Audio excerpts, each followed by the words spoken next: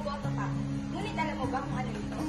Ang pagboto ay isa sa pinakamakapangyarihang karapatan na pinaghirapang makamit ng ating mga ninuno.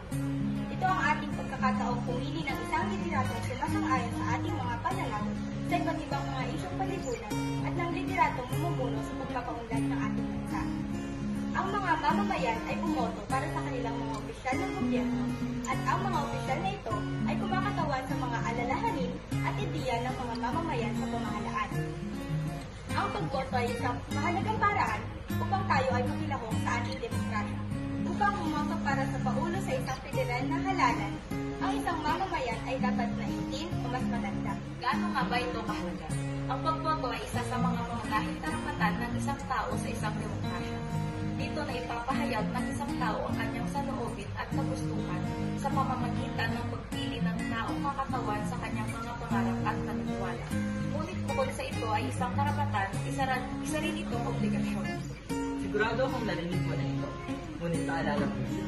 Kailangan na regular na nakikilahok ang isang tao sa halalan upang mapatibay ang pagkamamamayan nito. Bukod dito, mayroong epekto ang hindi pagtuto. Ayon sa Batas Pambansa bilang 881 ang Omnibus Election Code, maaaring matanggal ang registration ng isang taong hindi nakilahok sa national, lokal o barangay elections ng dalawang magkasunod na beses.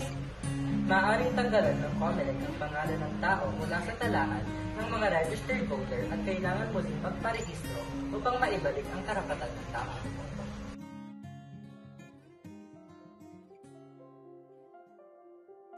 Oo, ika'y rehistrado. Ika'y bumoto.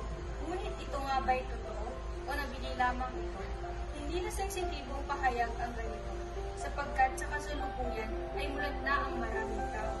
Huwag nang magtago sa kahon, kung sa ay kita naman ang iyong bumoto. Sumagin ba sa iyong isipan ang kasalukuyan? Mayroon kang karapatan, ginamit mo ba ito sa tamang paraan o nabitag ka sa pain ng pangakong walang laman sa pag-aakalang ito'y tulong na mas masusuklian? Ilang beses na nga ba itong nangyari sa lahat ng eleksyon? Ano nga ba ang nangyari sa mga desisyon? Noong ang buhay ay nalagay sa revolusyon? Sila nang pumayag habang sila'y walang pakay. Bakit nga ba nagre-reklamo kung buhay sila yung pagbago? Kaya naman, alamin mo naman ang pagkatao.